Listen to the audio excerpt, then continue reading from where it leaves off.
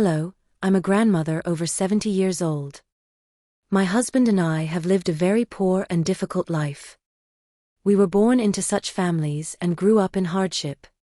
We met at a factory when we were young and immature. I lived in the countryside at the time and moved cautiously to the city at the age of 15 to earn money. I started working as a sewing assistant in a clothing factory, helping seamstresses sew clothes on sewing machines. My husband was 20 years old, 5 years older than me, and worked in the factory delivering clothes. According to him, I caught his attention because I looked like his younger sister. He had left his home in the countryside, so he helped me here and there. Maybe that's why I also relied heavily on him. This feeling developed into love between us, and we married 5 years later in a humble ceremony that consisted only of having a bowl of purified water on a table with vows to start a marriage. We were so poor that we started our married life in a single rented room in the basement. But when my husband and I were together, the place seemed like paradise to me because we both felt so sorry for each other. We lived happily without even having any arguments. Then, within a year of living together as a couple, I became pregnant with our first daughter. At my husband's insistence, I quit working at the factory. I was grateful to him, but my heart ached for him having to work at the factory from dawn until late at night every day. I gave birth to our first daughter, and time flew by while I was immersed in caring for her. 6 years later, we finally managed to move out of the basement room and rented 2 rooms that had ample sunlight during the day. Around this time, I gave birth to our second daughter, who was as beautiful as a doll. We still couldn't escape poverty, but there was nothing to envy in the world when the 4 of us were together. However, over time, our immature second daughter began to think differently from me. She always envied her wealthy friends. As she became a teenager, she started complaining, "Why do I have to live in such a poor family? Other kids live in nicely decorated rooms, wear nice clothes, and buy whatever they want to eat. And their house is clean with nice furniture, but our house is so messy." Whenever she complained about our situation, I felt very bad and my heart ached, thinking about how she must feel to complain like that. But my older daughter always scolded her little sister when she did that. "Leonore, stop it. You're still a little child. How dare you complain about the family's circumstances? Hey, why don't you like living like this? I hate it. It's so pathetic and so messy. I want to leave this house right now." If you leave, where will you go? Our mother and father are still working hard to feed us and give us a roof over our heads, and yet you don't even thank them for being raised by them. You're being so rude. Whatever, I don't care. I can't keep living like this. I'm going to marry into a wealthy family and wear nice clothes. I'll spend money on expensive things and live like the wife of a rich man. All right, when will you grow up? I don't know. It's your life, so live it on your own, okay? Don't say you're jealous of me afterward. I thought my second daughter was just immature, being at such a sensitive age, so I didn't take her seriously. But one day, I woke up before dawn feeling especially strange. Naturally, I thought my 2 daughters would be sleeping in their room. However, Leonore, my second daughter, had packed her things and run away. She slipped out quietly while her sister slept. Belinda said she was sleeping beside me first. "Mom, don't worry too much. I'll look for her and find her."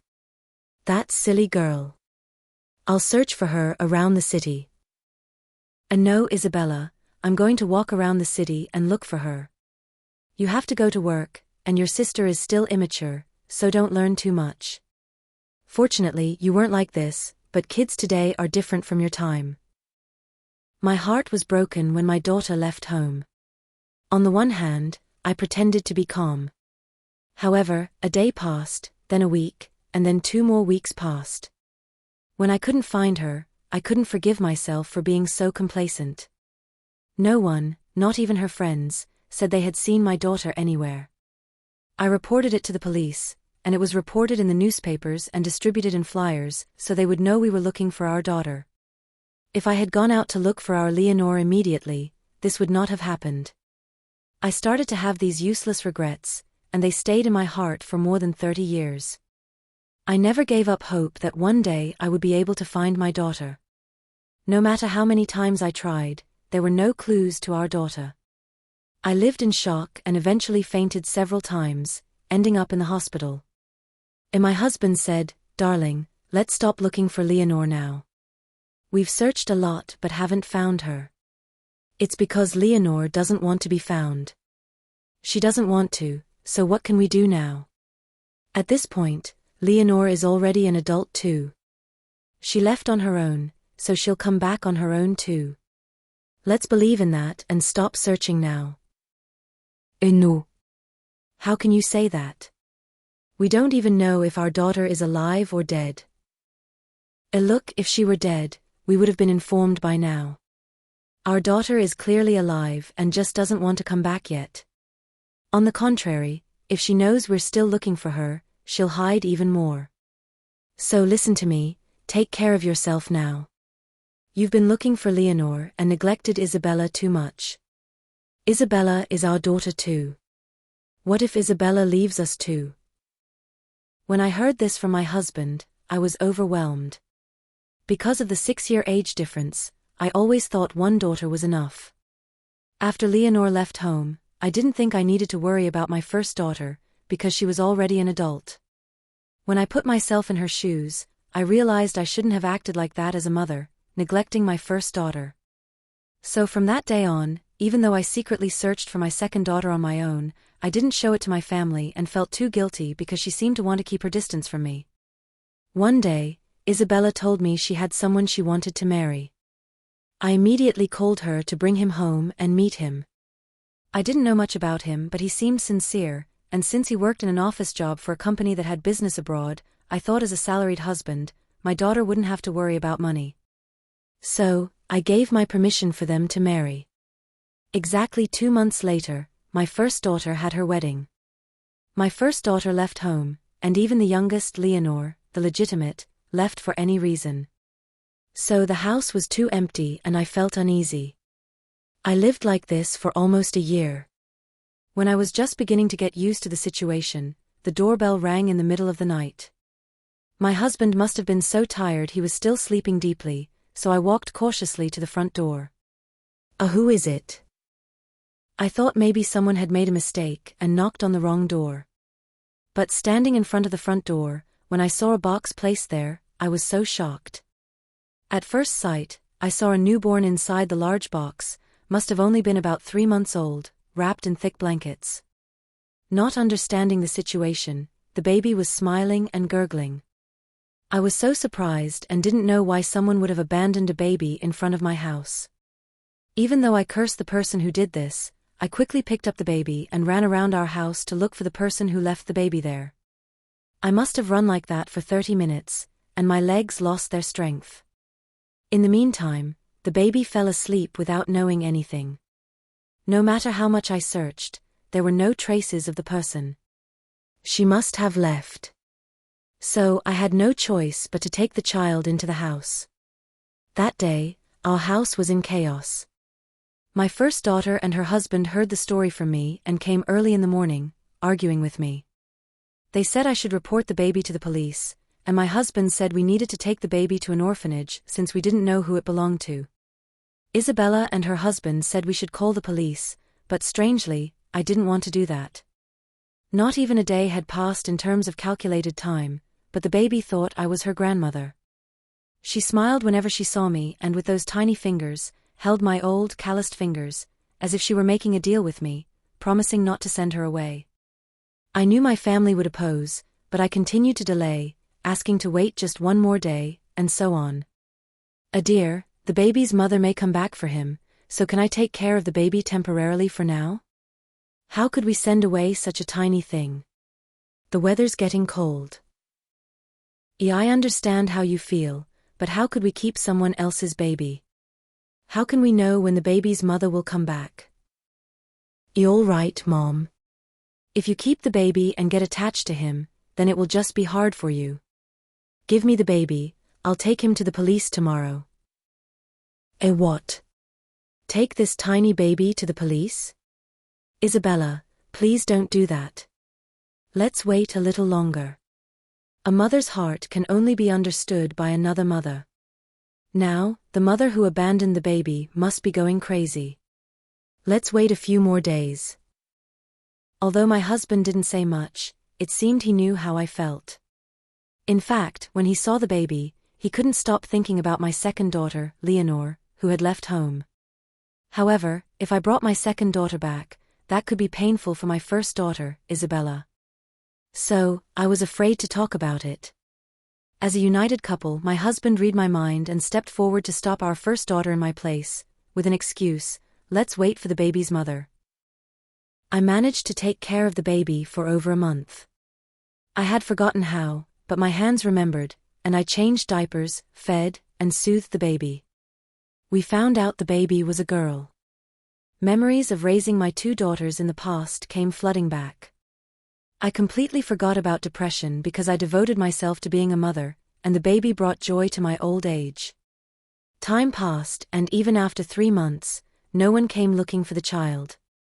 Naturally, I couldn't help but feel sorry for this abandoned baby. I told my husband I wanted to adopt her and raise her, but he said he knew I would do that, and that was why he opposed it from the start. A week later, my first daughter and her husband came to see me. In fact, they were moving to Australia because of a job change, and I thought they had come to say goodbye. My daughter said something unexpected. "Mom, I heard from Dad. Do you really want to adopt a baby?" Really? Oh, I thought you came to say goodbye since you're going to Australia. Did you come because of that? You must have heard from Dad, but it's not the baby's fault. I feel so bad for this baby that I can't send her anywhere else. I'll raise her and make sure she's not a bother to you. Truth be told, I don't think I could live without this baby. I hate to bring up this subject, but after your younger sister left home like that, and now with your move abroad, how could I live feeling so alone without you? In fact, I had been living like this all along, but now I'm laughing because of this baby. Then it's settled. I understand how you feel. We'll put our names on her birth certificate. Wouldn't that be more natural? And don't think you're taking care of this baby alone. But if you feel it's too much, call me immediately. I'll be her mother. I'll help while I'm here. Really? Are you okay with that? I asked. And Leonardo then said, it's okay with me.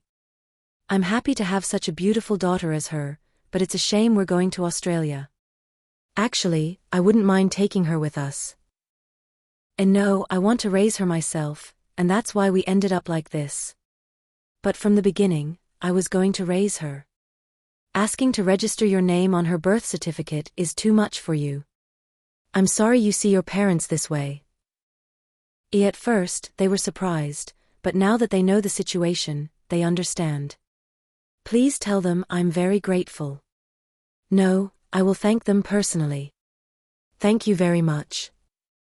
Thanks to my daughter and her husband, I became a grandmother to that baby. We named her Larissa. Larissa had a lot in common with my two daughters. As I raised her, I wondered what it would be like without her, as she brought us so much joy. Besides, she was so smart that she ranked first in the entire school without any private lessons. She grew up being envied by everyone, as she was so popular and was elected student council president every year. Grandma, look, I got the highest grade in the whole school again. Wasn't I good this time too? Oh, my little one, I'm so proud of you. How smart you are. Is there anything you'd like to eat? I'll make anything for you. Let's ask Grandpa to take us out to eat. And no, I just want to eat the chicken soup you make. Grandpa doesn't seem to be feeling well. He looked sick or something. When he gets home, he just sleeps. I'm worried. I know, but it's because Grandpa drinks. I wish he would listen to me the way you do. While I go out to buy some things to make the soup, stay home and rest. And no, I'll go with you. I'll carry the groceries for you. It'll be too hard for you to carry alone. It's not that hard. I'm strong as a horse. Stay home. Grandpa said he'll be back home soon too, and I'll be back in a flash. So keep an eye out, okay? I told her and was so happy to hear that our granddaughter had gotten the highest grade in the entire school. So I valued myself and bought a cart full of groceries. The three of us had dinner together, and suddenly I looked at the calendar and realized I had forgotten our second daughter's birthday. Usually, I remembered and wrote all the birthdays on the calendar and never forgot our children's birthdays, but it was the first year I forgot, even though she wasn't at home with us. I remembered to make the birthday cake and her favorite food, chicken soup, but only when I was preparing it did I remember Leonore and felt guilty for forgetting her birthday. I felt a heaviness in my heart. At that moment, I heard my husband's loud cough, and Larissa ran into the kitchen, screaming in shock. Grandpa coughed up blood. I'm going to call 911 and you go see him, please. I was stunned by Larissa's screams, and when I went out to see my husband, he had fainted, coughing up blood. I was so scared and beside myself that I trembled so much while going by ambulance with him unconscious. Larissa held my hands tightly and kept telling me he would be okay, but even with the age I had, I ended up leaning on her words and enduring the scary moments. It was only then that I realized she wasn't even wearing shoes and got into the ambulance barefoot. I was barefoot too. It's okay, Grandma. Put on those shoes quickly. I'll be fine. I forced Larissa to put on my shoes. When we got to the hospital, my husband underwent some tests, and the results showed he had liver cirrhosis. Before we got married, he didn't drink a drop of alcohol, but after Leonore left home, he started drinking a glass or two, and that's how he started drinking regularly. Eventually, it made him sick. It was at an advanced and very late stage. He must have been in a lot of pain. He's so stubborn and doesn't complain. And now there is nothing but a liver transplant as treatment. A liver transplant? Oh my God. Yeah, I'm sorry to say this, but we need a family donor. The procedure and surgery time will be much quicker now. It's very urgent for your husband. Upon hearing this, I didn't know what to do. How could I tell my daughter? I told her that I would donate my liver, and Larissa also offered to be tested, in case she was a match. I was so surprised by what she said, I was angry at her, even though I was grateful inside. You can't do that. If you say that again, I'll be very angry. Why? I'm not your real granddaughter. What I found out is that even though I'm not your real granddaughter, there are cases where the liver can be a match. So I want to repay by just receiving your love. Quiet. Why are you talking nonsense? You better never say that again. Still, if we waste time and Grandpa doesn't get a transplant in time. I couldn't bring myself to say we have to give up with my own mouth. Thankfully, my daughter called me. I hesitated to call her, and since she was our daughter, I felt I needed to at least tell her. So, I answered the call. I omitted that her father needed a liver transplant and just said he was in the hospital being examined. But she said she would come back immediately. So, she showed up at the hospital. Larissa wasn't there, as she had gone to school, and the doctor doing the rounds saw me and my daughter and smiled, saying he could schedule the surgery date. I asked him while he was talking, about when I was about to apply to donate my liver. My daughter was shocked to hear about the liver transplant since I hadn't told her yet. But when the doctor said we both were a match, we were so shocked we were speechless. Your granddaughter got tested. Didn't you know? She told us you were informed too. The test results came out positive, and that's why I was about to schedule the surgery date. I grabbed her so she wouldn't do that, but why would she? Surgery? I didn't raise her to do that. Mom, calm down. Doctor, I'll take the test. Larissa is too young. So, my daughter took the test. I couldn't tell her not to. She said she was the oldest daughter, so how could she ask Larissa, who is not her blood relative, to undergo a liver transplant? She didn't hesitate a second and took the test. Meanwhile, my husband's condition worsened severely. He fell into a coma. I scolded Larissa and forbade her from coming near the hospital. But when the test results came out for my daughter, I collapsed in despair. I thought since she was our eldest daughter, she would be a match, but the test result was negative. I also took the test and was negative from the start. I was terrified. Then the nurse who had a special fondness for our Larissa told us she was outside, in the corner of the ward, and couldn't come in because I had forbidden her to approach. Before I knew it, I screamed, pounding my chest. I was mad. I should have let her go at that time. But that's not something I should do with someone else's child. I should have handed the baby over to the police, as you said, Isabella. A mom, who knew this would happen. And Larissa is our daughter now. My daughter and your granddaughter. If she's saying she'll donate the liver, let's accept it with gratitude.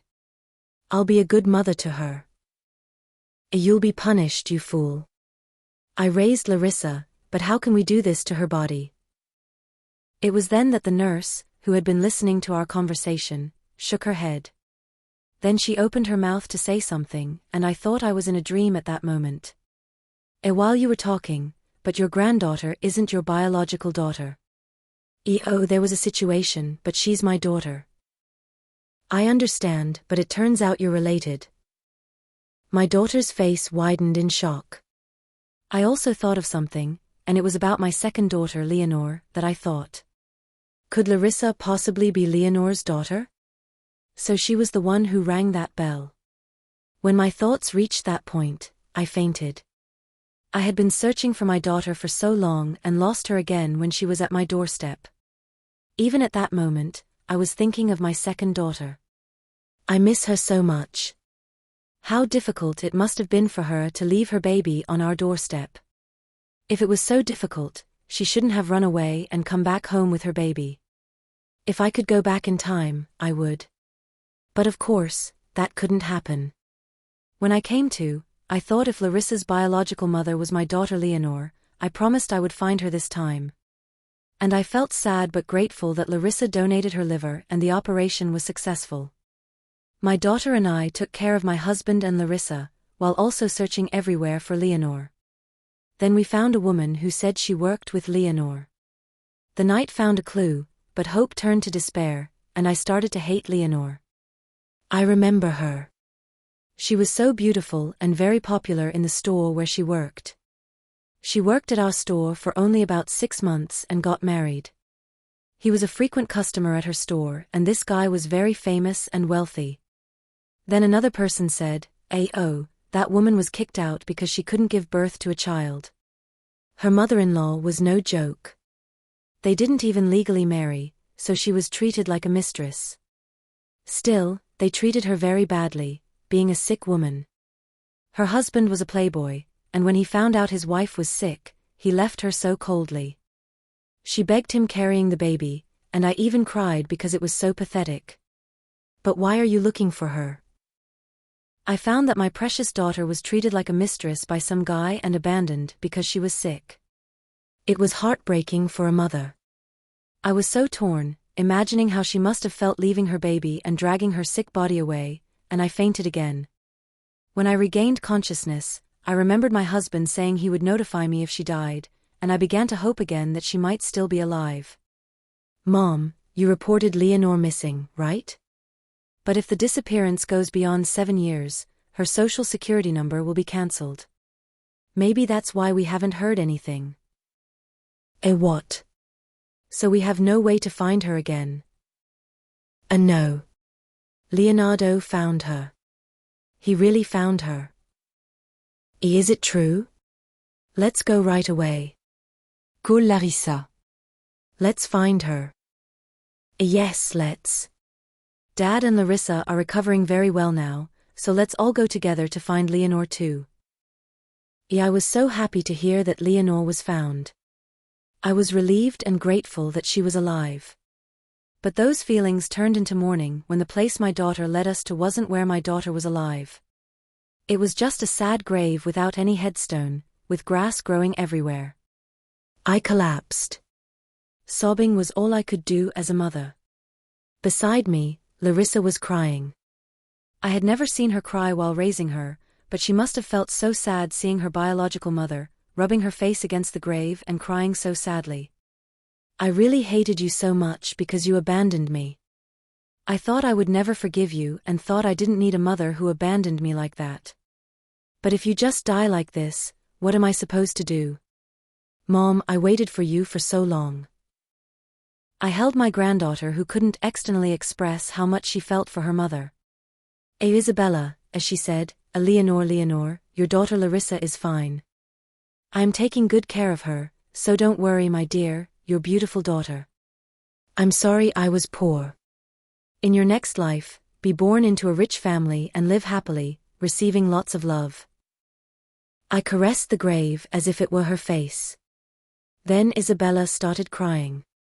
She knelt in front of the grave and shouted, Eleanor, aren't you going to obey your sister to the end? How could you go before me? So I can't chase after you and scold you properly. I can't tell you that I'm sorry. I shouldn't have said you were immature back then. I should have just hugged you like my beautiful little sister. Because you are so beautiful and lovely. I used to brag about you to others every day, but I never had the chance to tell you personally that you were beautiful. I'm sorry, my little sister. No matter what am I going to do without you? When my daughter spoke so sincerely, my husband and my son-in-law also turned to wipe their tears.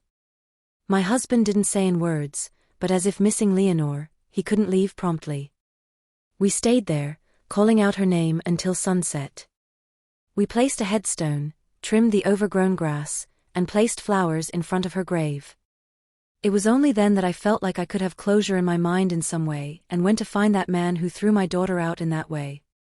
But he had lost all his fortune and was imprisoned after being convicted of fraud and physical assault.